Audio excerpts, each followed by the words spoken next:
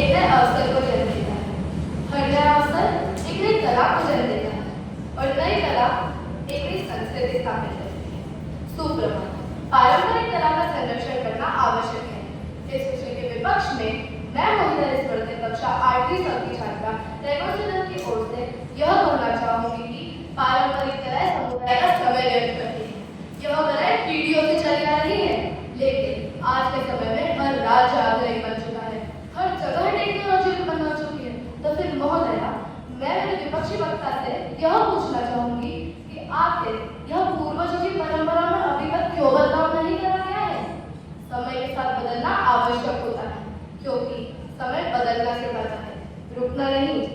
दूसरे क्षेत्र जैसे फिल्म, व्यापार, राजनीति आदि में तो हम परिवर्तन कर ही चुके हैं। तो महोदया, क्या मेरे विपक्षी वक्ता मुझे ये बता पाएंगे कि आखिर पारंपरिक कलाओं में ऐसा क्या है जिसमें हम अभी तक बदलाव नहीं कर पाए हैं, जबकि आज की पीढ़ी में तो इनकी कोई जरूरत भी नहीं है। यदि आप चीजों को देखने का नजरिया बदलते हैं तो जो चीजें आप देखते हैं वह भी बदलने लग जाती है। मैं मेरे विपक्षी वक्ता की बात का विरोध करते हुए यह कहना चाहती हूँ कि परंपराएं धीरे धीरे लुप्त होती जा रही है। इनके कलाकार भी प्रायः लुप्त हो चुके हैं। वह ऐसी जीर्ण शीर्ण हालत में है कि उन्हें पहचानना भी अब असंभव है। उन्हें खोजना केवल समय व धन की बर्बादी है। मेरे विपक्षी वक्ता कहते हैं कि परंपरा हमें आपस में जोड़ती है।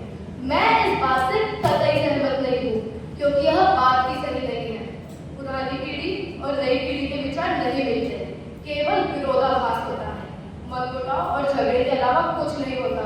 जब हर राज्य इतना आधुनिक है, हर जगह इतनी टेक्नोलॉजी है, तो फिर अभी तक हम यह पूर्वजों की परंपरा में क्यों बदलाव नहीं कर पाए हैं? आज की पीढ़ी में तो इसकी जरूरत ही नहीं है। अंत में मैं केवल इतना कहना चाहूंगी कि परंपराएं हमारा समय व्यर्थ करती हैं और समय के साथ परिवर्तन आवश्यक होता है, क्योंकि जो समाज परिवर्तन नहीं करता वह पिछड़ जाता है। हमें हमारी कला और संस्कृति को आधुनिक आवश्यकताओं के साथ समायोजित रखना होगा, तभी एक समृद्ध और प्रगतिशील समाज का निर्माण होगा। दुनिया बदलाव से नफरत करती है, लेकिन यह एकमात्र ऐसी चीज है जो कि प्रगति लाती है। धन्यवाद।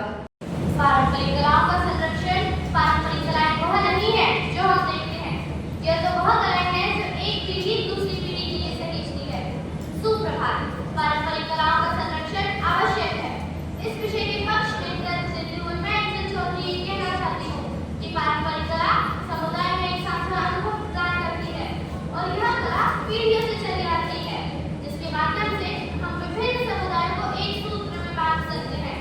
मेरे विपक्षी वक्ता तो इसे समय की बर्बादी भी कहेंगे, लेकिन मैं उनसे यह पूछना चाहती हूँ कि पारंपरिक कलाओं को संरक्षित करना समय की बर्बादी है?